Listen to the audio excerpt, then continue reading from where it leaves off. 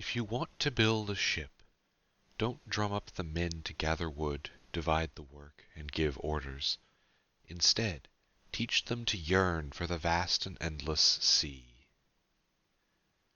Anton de Saint-Exupéry.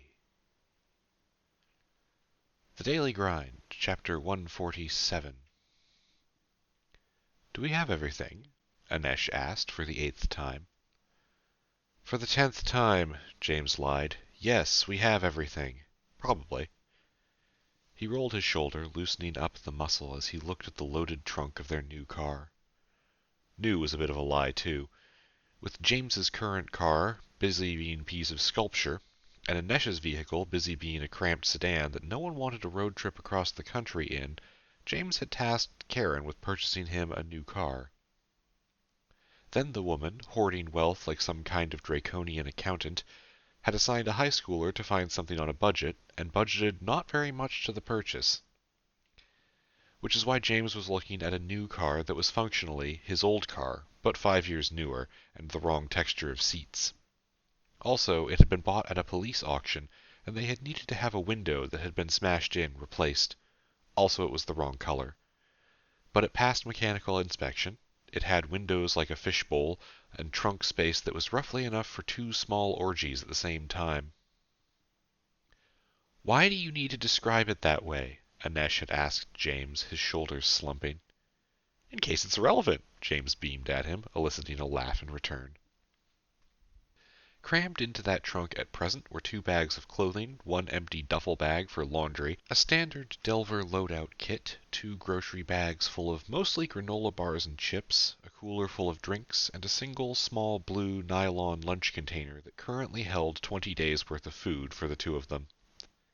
There were weapons in the car, but they were under the back seat, out of sight until needed. There was no sense in looking for trouble and advertising you were doing it. The back seat also contained Ganesh and Rufus, and a small cactus Rufus insisted on bringing along. James was currently unsure if the cactus was alive. This feels like old times, James grinned at his partner as he plugged his phone into the car's stereo and queued up something a little jazzy. It was a beautiful day to start a trip. Early spring air, sunlight that was better than freezing gray gloom, but it wasn't too bright or too hot. It wasn't early enough to really be early morning anymore, but the world felt a little quiet still, a little crisp.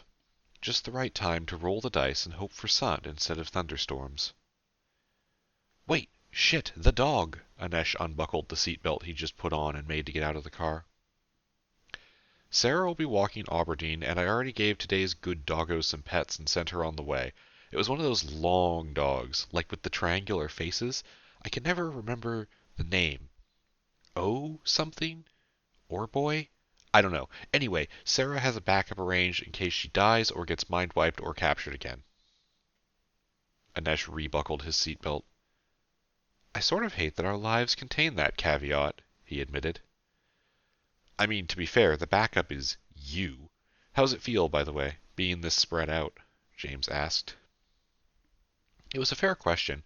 Anesh currently had 3 iterations of himself active, with one across the country and another about to embark on a road trip where Wi-Fi would be spotty at best and syncing up would basically be impossible without abusing telepads.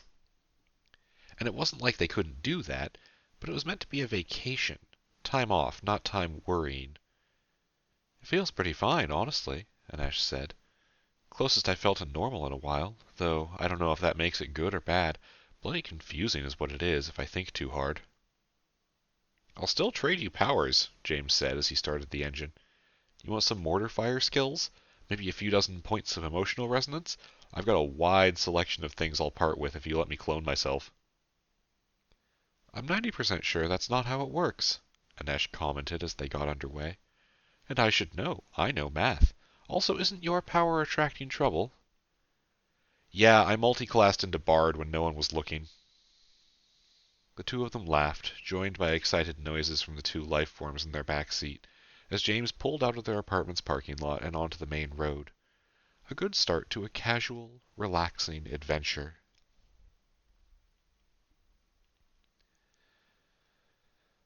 So, how have you been? James asked Anesh casually after they got on the highway. He'd waited until the highway because it was 10 a.m. on a Wednesday, which meant that, as quiet as it had seemed, driving around here was a little awful until you got a certain distance away from a city and onto the impossibly long roads that connected those little islands of humanity. James had grown up in this town.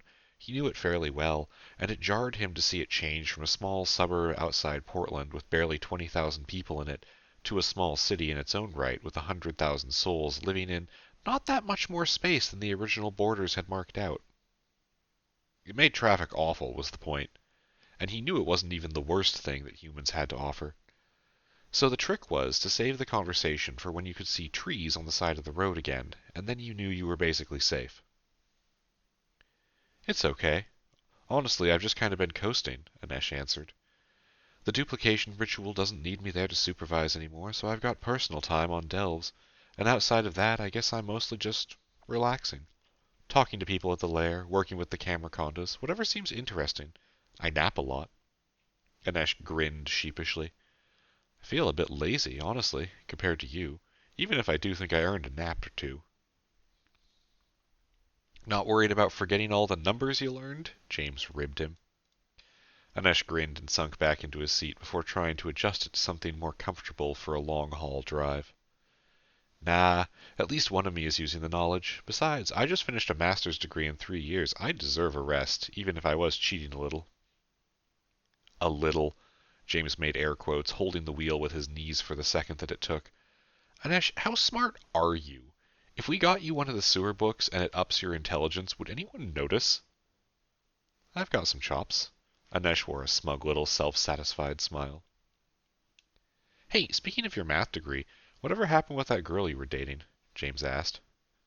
Anesh coughed, turned dark red through the natural tone of his skin, and found some very interesting trees to look at out the window. We weren't dating, he protested. I was tutoring her. Over coffee, once a week, James was smiling as he teased his partner. That is how tutoring works, James. You have to schedule it, Anesh riposted.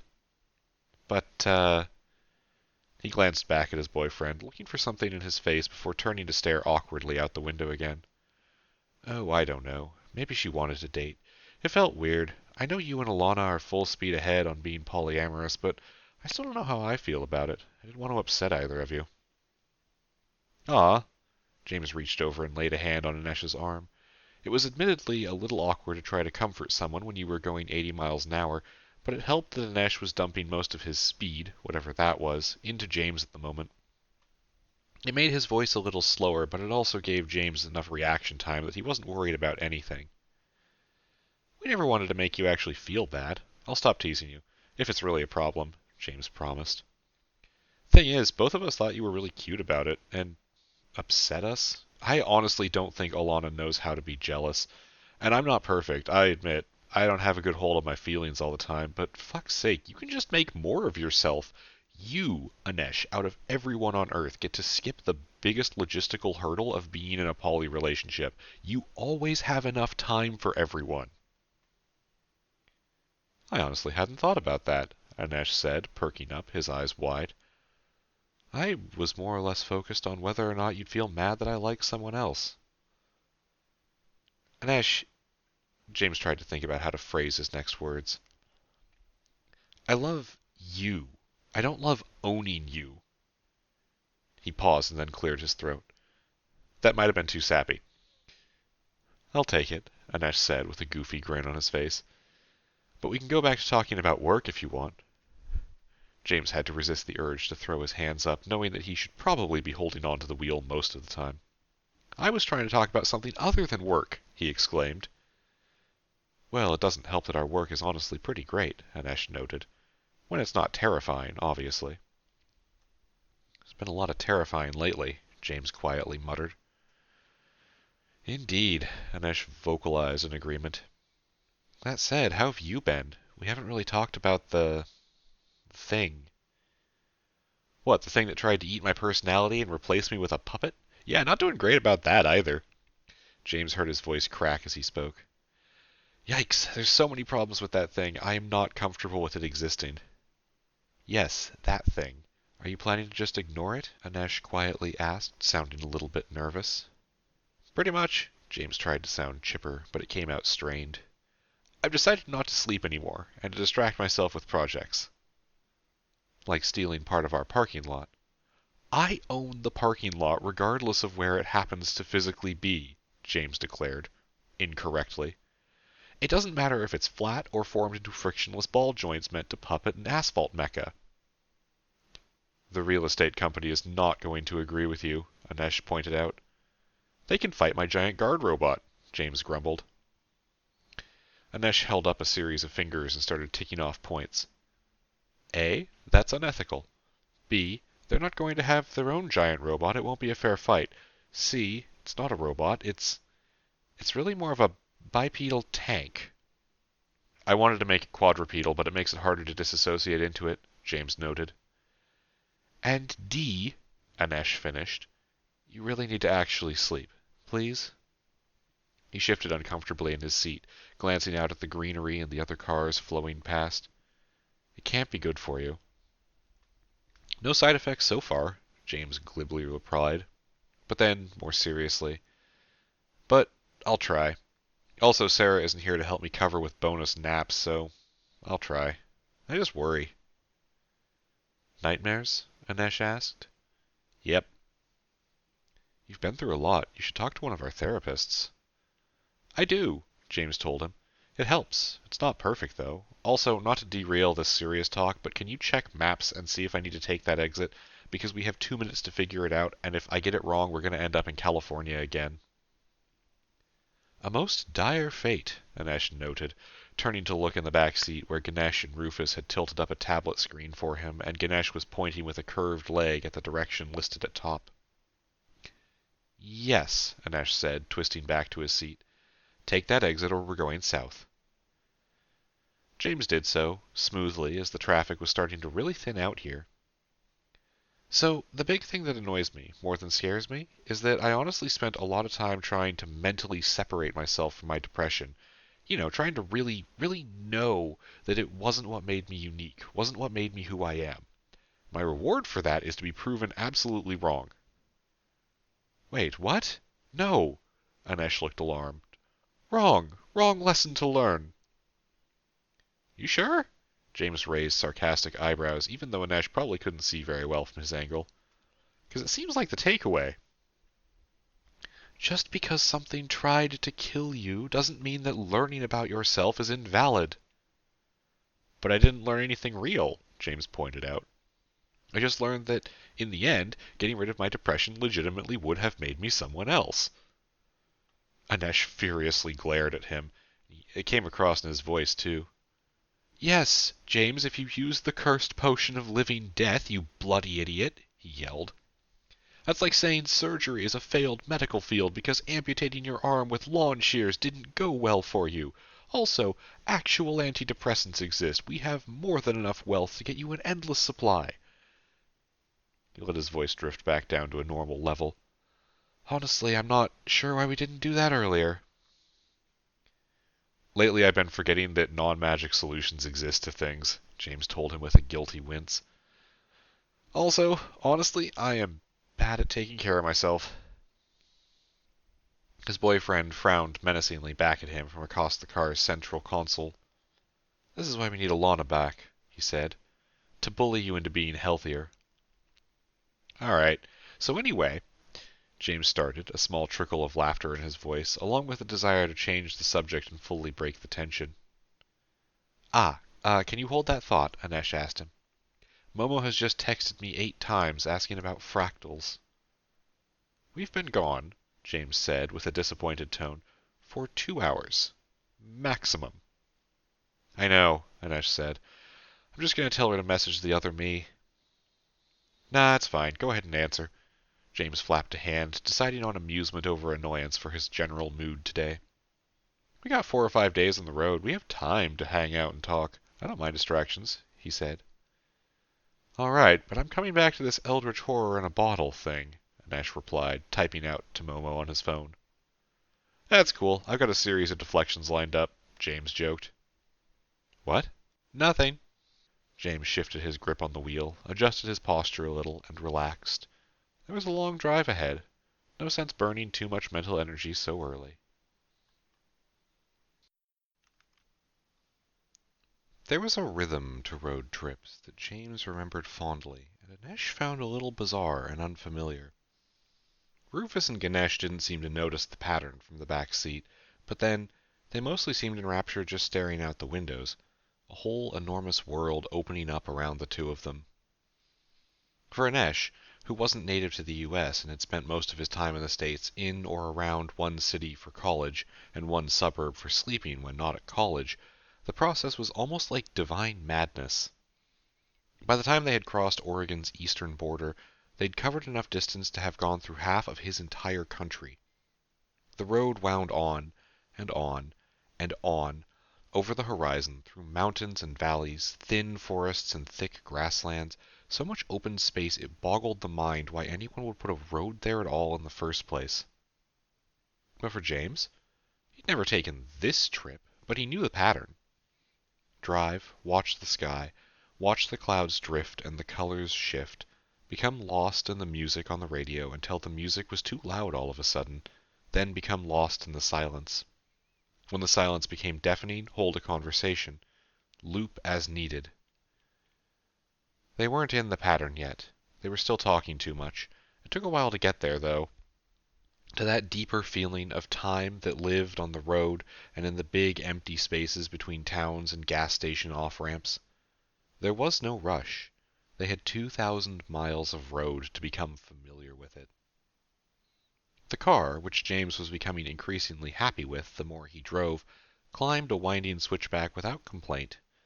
Anesh had the window down, letting in dust and bugs, the latter of which Ganesh danced after, burning off his excited drone energy. The stereo was playing Highway to Hell. It was the first of many road trip songs James had prepared. It would not be the first time it was played on this trip. They had a lot of time.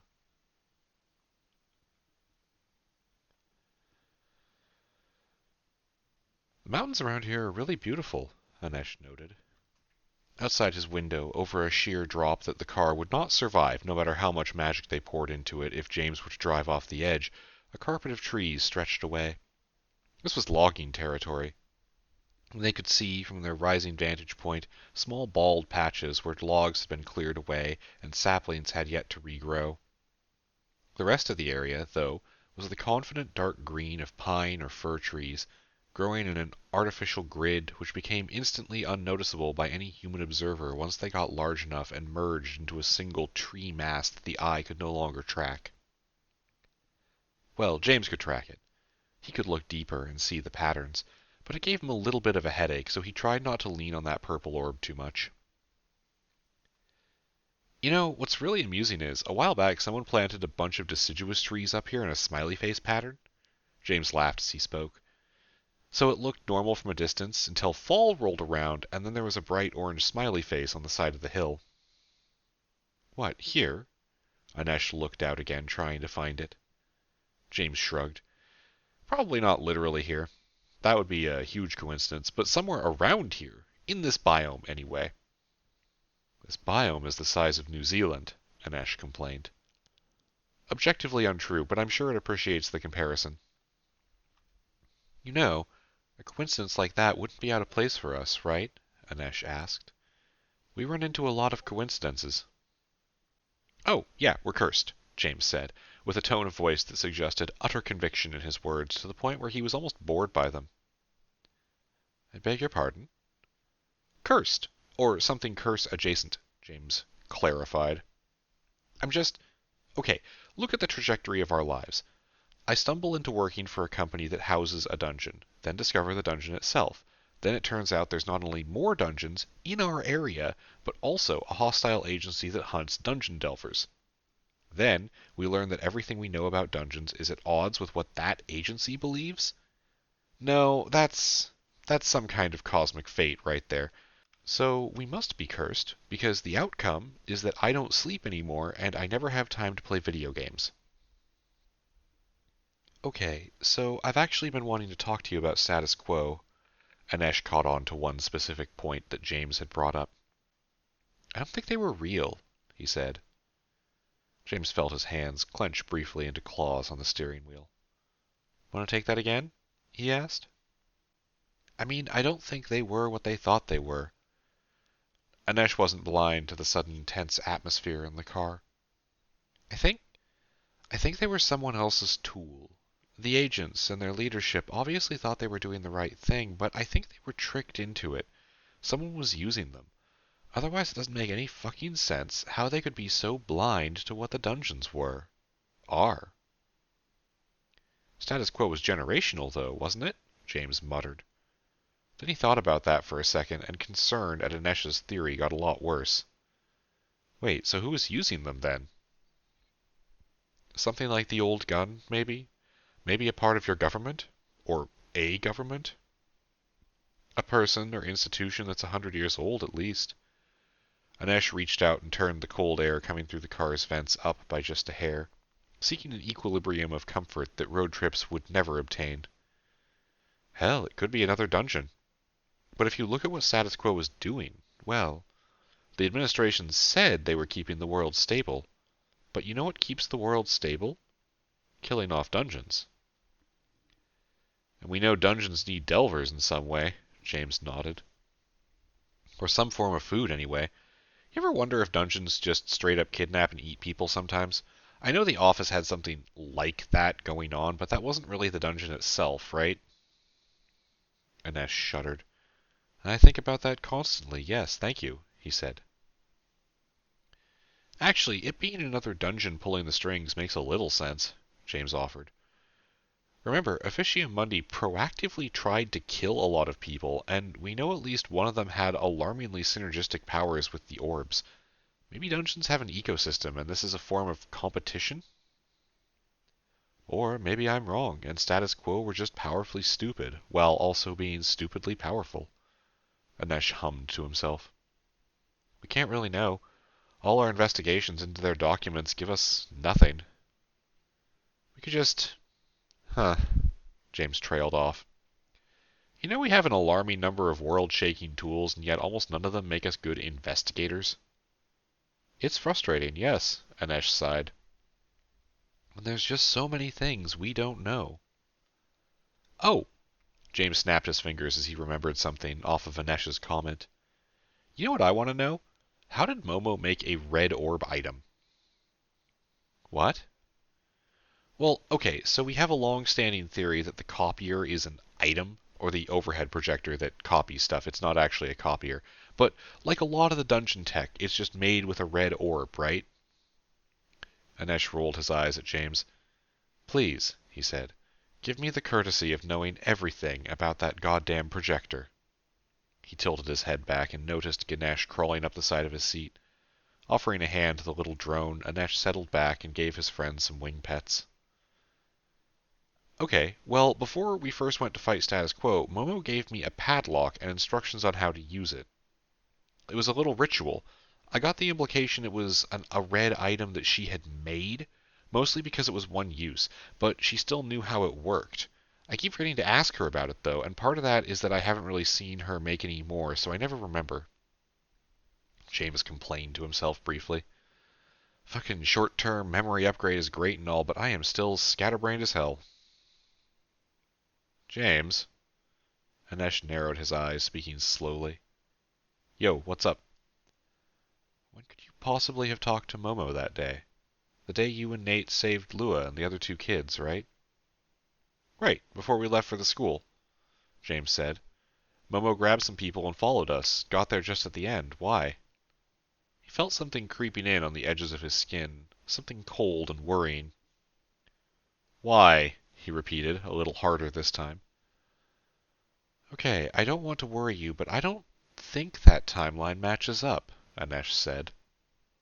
We can ask Momo when we get back, but I don't think she's ever made a red item.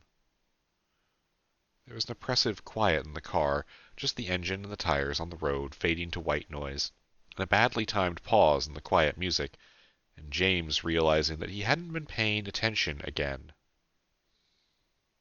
Well, he said eventually. Fuck. We should turn around, telepath back right now, Anesh said. Nah, James sighed, a certain tension weirdly draining away rather than building up. It's fine, he said. What? Okay, think about this. Whoever, whatever that was, that probably wasn't Momo, was giving us material aid. If they were hostile, then there's someone that can warp time as a weapon and we're kind of fucked. Unless our defenses on the lair are enough now, but either way, they're either not against us, can't find us, or it doesn't matter. James laughed. A bitter, dark laugh, the kind that could end with tears if it went too far, but it didn't this time.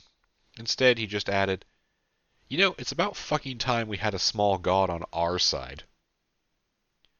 "I sincerely doubt they're on our side," Anesh grimly reminded him. "Yeah, me too, but I like to fantasize." "Should we even tell anyone?" "Yes, we should blip back when we pull over for food, tell a few people, including Momo, and just check in.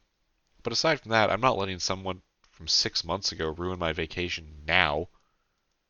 Also, you can just text Momo." "You're really determined to enjoy this, aren't you?" "I want to feel the wind in my hair, damn it," James added. "Doesn't that just... I mean, your hair's pretty long. Won't that just mess it up and get it in your eyes?" James dramatically deflated. "Yeah, movies lied to me," he said.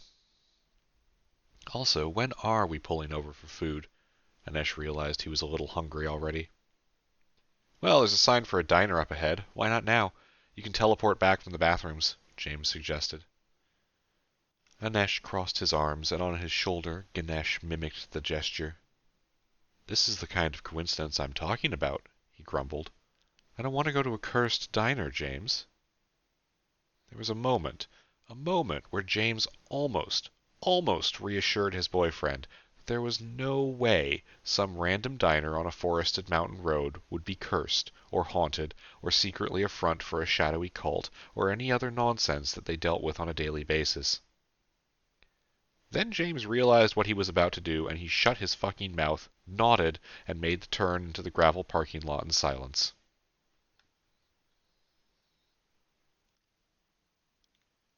The diner was actually half restaurant, half camping supply store for the people who were on their way to get lost in the mountains and realized last minute that they could do with an extra pair of clean thermal socks.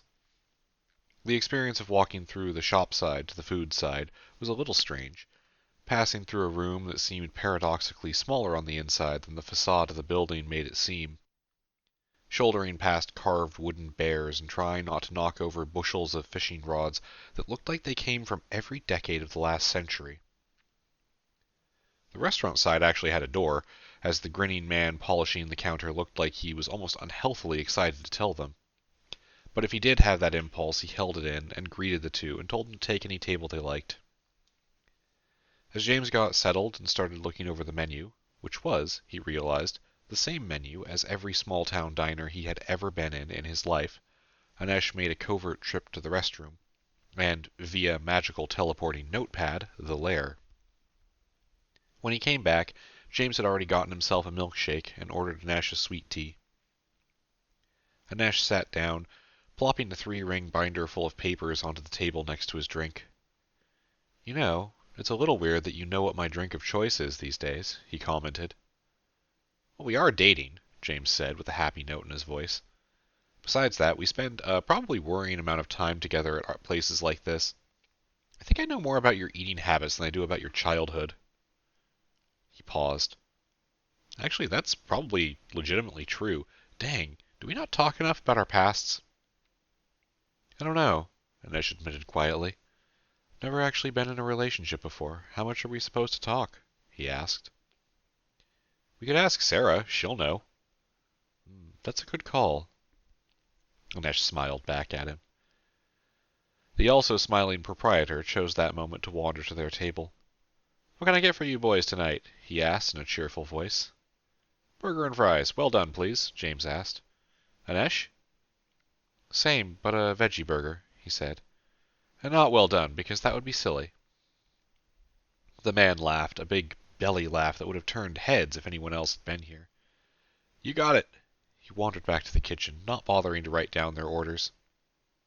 "I wonder what it would be like," James mused. Working a job like this, maybe owning a place like this. One person, maybe a few others, relying on the highway, a string of other people's vacations to make a living. Quiet days, characters like us.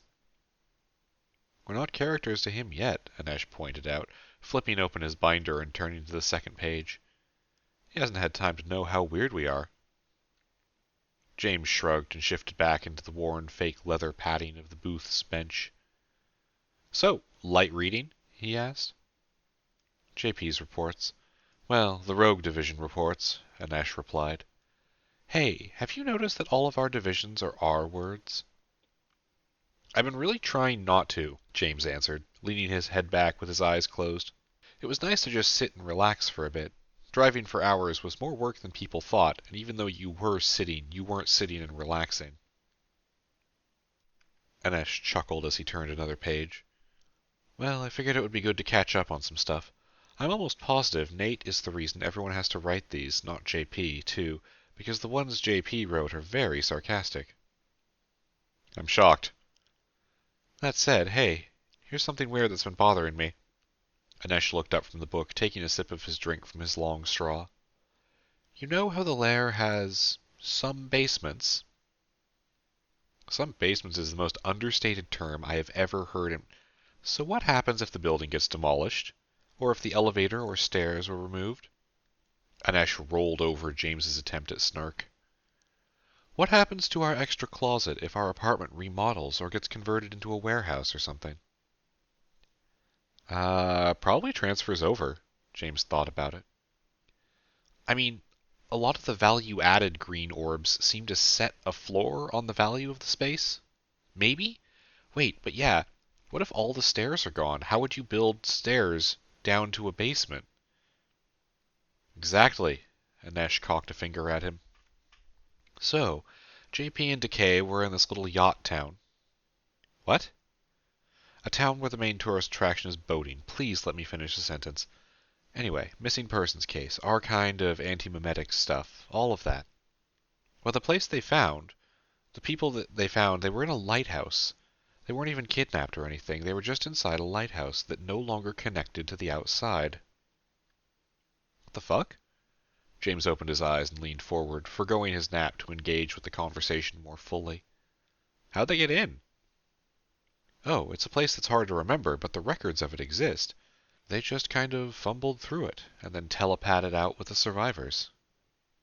What about the lighthouse itself? James asked. Did they get rid of it? Is it a dungeon? Not a dungeon.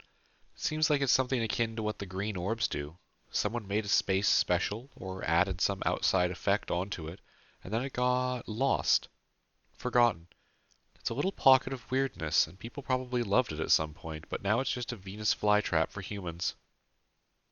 Grim. James frowned. So what do we do with this? I mean, we should be on the lookout for hidden spaces, I suppose. Anesh shrugged. Not much else we can do. Even Momo's little AI friend can't make sense of this thing. But then, they weren't made for it, so we don't really have a way to find these places yet. All we can really do is check in every week or so, make sure no one is trapped in there. Assuming we remember it, although Planner's been helping.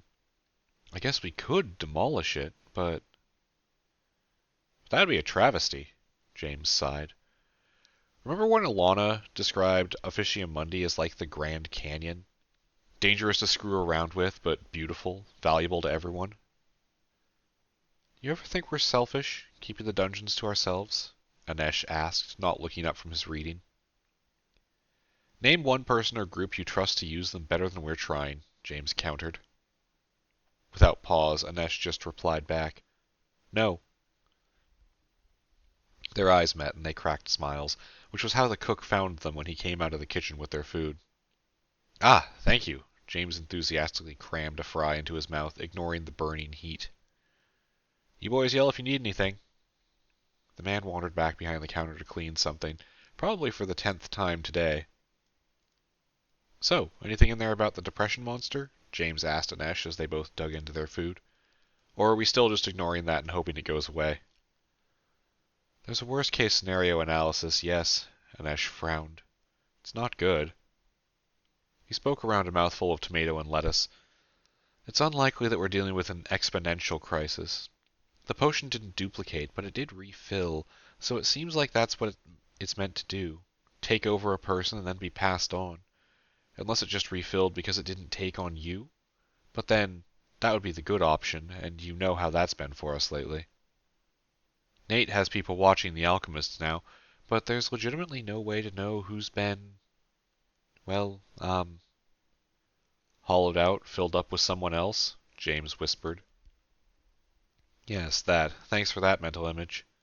That's what I'm here for. Welcome to Sad Hour. Yeah, well, Anesh sighed, flipped through a few more pages.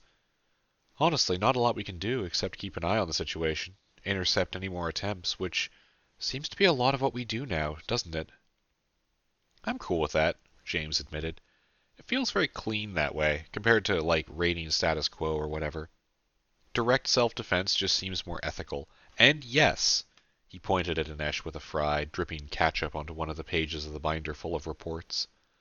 I am aware what we did was probably necessary and saved lives long term.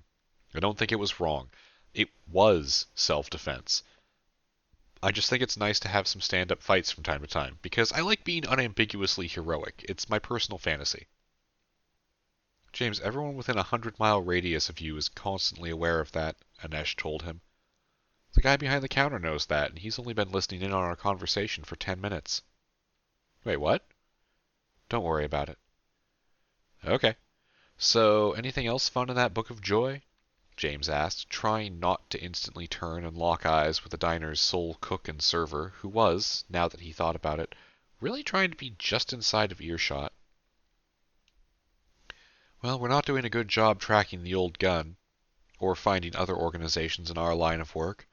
Though, that said, it's not like we're hiring spies out of the intelligence community. We're recruiting people who are more or less already in our ideological wheelhouse and then turning them into spies, so they're still kind of new, and we're not going to have real experts for a while.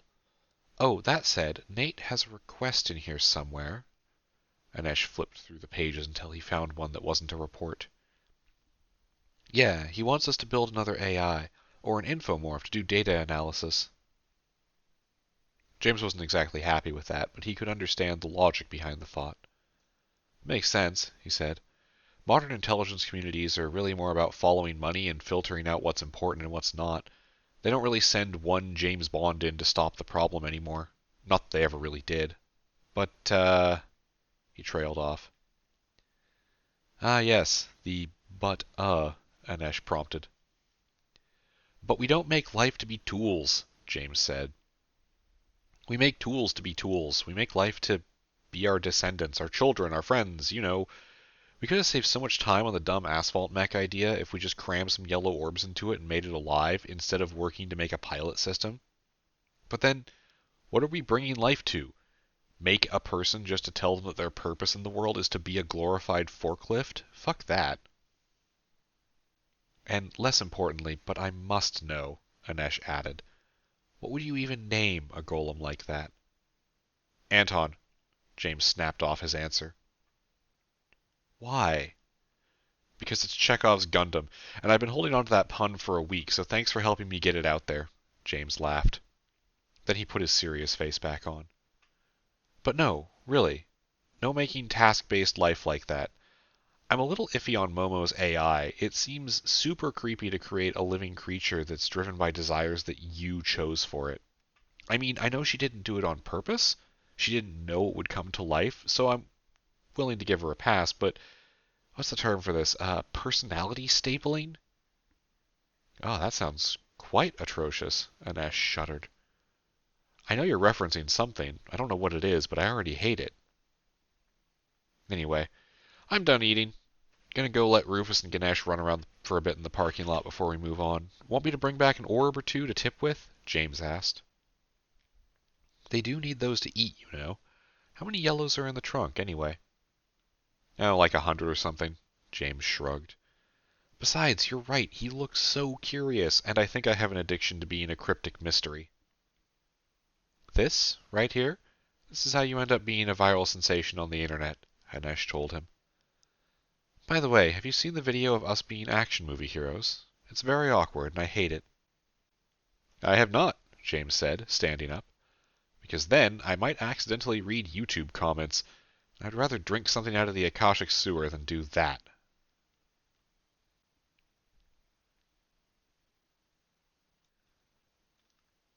"80 miles later, pulled over at a small rest area and viewing point that had a magnificent line of sight to some seemingly eternal mountain highway winding into the distance, James and Anesh watched their two companions scramble around in the gravel, exploring the local vegetation with aplomb. "Rufus, I can't believe I have to say this, but please don't track mud into the car," James called to them. Anesh didn't say anything.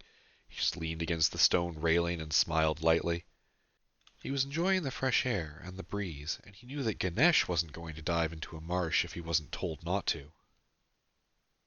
"Ah," he uttered as James came over to join him, leaning in the opposite direction so he could keep an eye on the two dungeon life forms, both for their safety and in case another car decided to pull up. "Why am I so tired?" Anesh asked. "You've been the one driving. What the hell is this?"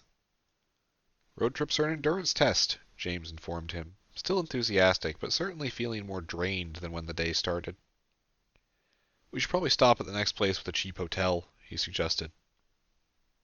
"Yeah," Anesh agreed, turning back to glance at Rufus and Ganesh that were swatting at a fern.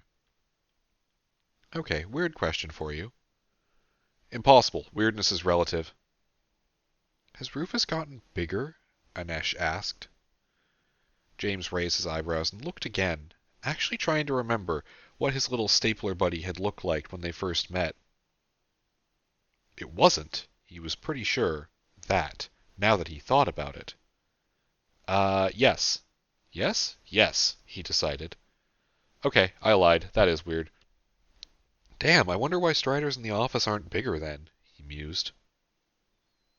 After a moment of thinking about it, Anesh shrugged. Food chain, maybe? It's not really what I'm an expert in, but I guess no one really is an expert in dungeon ecology. We should get some people to do that, James decided.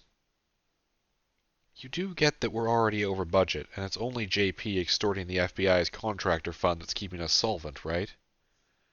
James pursed his lips, a guilty look in his eye. I'm not gonna lie, I don't know how money works on large scales like this, he admitted. We really should get one of those emerald chips to generate a hit video game. Add that as an income stream or something. First off, the chips don't really work that way, Anesh corrected him, and then seeing the startled look on James's face, cleared his throat. Oh, sorry, I thought you knew that. Well, it turns out they can accept limited inputs while growing. There's limits to what they can do without certain things filled in. Like, I don't think they could make a game without graphics unless you plant them with some 3D models to work with. I think? I'll be honest, I didn't fully understand what Mars was talking about when he told me. Kind of envious of his name, James remarked. Okay. But these things would still be great for business software, right? Specialized analytical tools? We've got a ton of them now to work with. Hell, call yourself, see if NASA wants to buy some custom-grown programs for a space station. Yeah. Yes, I think that could be arranged, Anesh noted. Actually, we should probably make a shell company. Put them on the international market. Every major space agency is part of a government that spies on every other major space agency. If these things turn up here and nowhere else, it would draw attention to us in a way we probably don't want. How so? International sabotage attempts mostly, Anesh sighed. Apparently that's a real thing, though it doesn't happen regularly. And it's everyone doing it to everyone, too. Do you have any idea how far back we've set our own progress? He sounded like he was torn between wanting to growl or sigh, and so the words came out in a strange middle ground of angry and sad. Maybe we just make a self-driving car. James changed topics. We could clean up on that. Ooh, a kit to convert any vehicle to a self-driving car. Put it in the chat server. Someone will have it done before we get back, Anesh suggested. James pulled out his phone, looked at it for a few seconds, then put it away. Right, mountains. No service out here. He chuckled. Though it is a nice thought that I don't have to do any of the hard work anymore, James mentioned. Right. Like, you do all the easy stuff for yourself. Scouting potentially lethal situations, engineering cargo mechs, being an AI ethicist, dueling gods, you know, the simple things. Exactly, James nodded. Things I can handle. You are so bloody odd sometimes. Anesh smiled as he leaned his shoulder into James, suppressing a yawn. We should get you some coffee, James said with a smile back, pressing into Anesh. Do we have any of the stuff from the lair? Anesh asked him. The magical stuff, or the Kona roast that I bought for myself and then you stole and turned into part of your ritual blend? James asked with a mock glower. Anesh ignored the jab. The magical stuff. Nah, not hot anyway. Just some iced coffee, which, Wait, I never thought about that. What does the reflex coffee do when it's iced? Anesh perked up like he'd just downed some caffeine himself. Does it change how it works? Normally it needs to be over a certain temperature, right? Does making it iced coffee mean it has to be below a certain temperature? Have we been missing a whole suite of potential effects? Well, 2 effects. James tried not to hold back a laugh. We only have 2 coffee machines, and yes, it does change it. I knew it! Anesh broke in. Yes, very good. James patted him on the head. It does the reverse, he finished. Anesh was silent for a second, narrowing his eyes at James like he was trying to figure out if this was a joke. As in, the reflex coffee would make you slower. Yeah, and you're right, it does need to be cold enough, but it works in blended drinks. James grinned.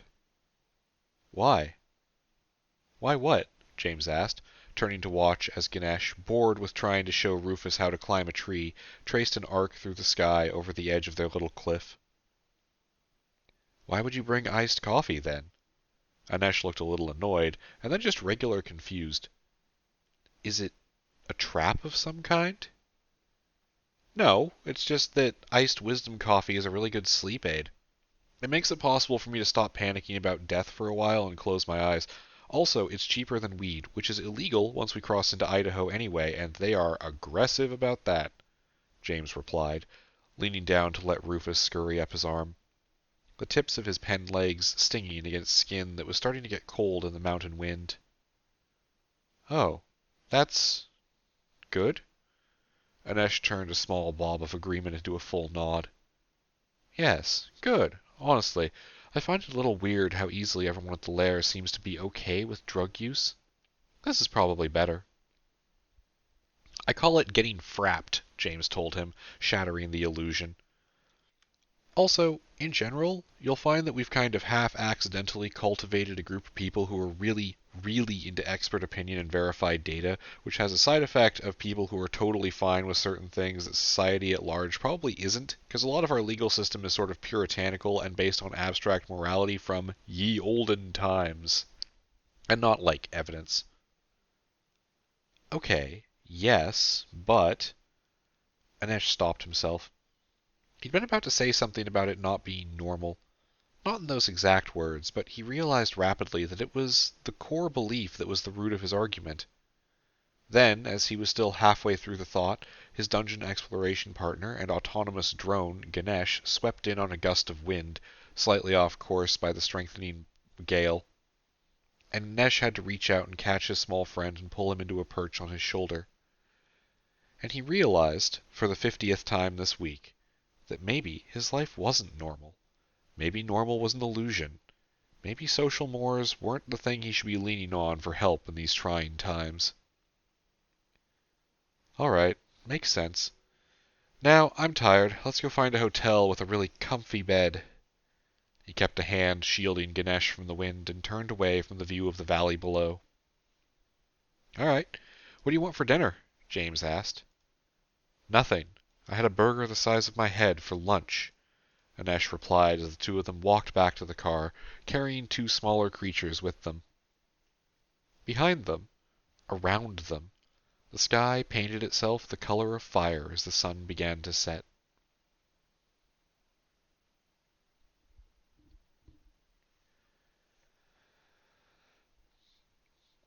There was a feeling at the end of the first day of a road trip. James had grown up with his family going on lots of long trips for vacations. For him, this feeling was something very specific. It was the moment when the sunset slipped away for the last time, and it was, all of a sudden, night. It was the realization that you felt a little carsick, that the air conditioning was too annoying but also necessary, that you couldn't be in the car for another 5 minutes, but your destination was 10 minutes away. It was reaching a small town, seeing other cars for the first time in a while in high quantity, watching the two bright lights zip by outside while Dire Straits played on the radio and your parents quietly argued in the front seat about how much they wanted to spend on the hotel for the night. It was knowing you were getting your favorite fast food for dinner because it was a little too late and everything normal was closed. As an adult, or something that filled the role well enough, some of this experience had changed for James. Now he and his partner tried to find a motel that had more than 3 stars on Google's reviews. He lamented the lack of a restaurant that served vegetables, and he spent less time being amazed by the streets of a new city and more time being annoyed that he'd missed his turn again. But he still captured the feeling of lights in the dark, and brothers in arms as background music. Also, they had enough stockpiled dinners in the back seat that he wasn't too worried about everything in town being closed. He and Inesh had lapsed into a companionable silence for a little while. They'd spent maybe an hour talking about their best and worst case fantasy dungeons, coming up with things that honestly James hoped they'd never encounter in the real world. Even the good ones still had a kind of existential terror to them, in the way that all dungeons did. That feeling that the world had too many cracks in it to remain a whole object for too much longer. It was a lot easier to feel that way the more tired he got, so they'd set the conversation aside and found a place to stay for the night. They'd smuggled Rufus and Ganesh inside in a duffel bag, abused the hell out of the hotel's supply of hot water, shared a small meal, and then, exhausted from the day, snuggled into the fresh sheets of the bed together and fallen asleep almost instantly. One day, and about 400 miles down. Not the fastest pace they could have set, but then they weren't really here to rush. They were on vacation, a vacation that just happened to end at another dungeon and another possible crisis. There was no hurry, no pressure.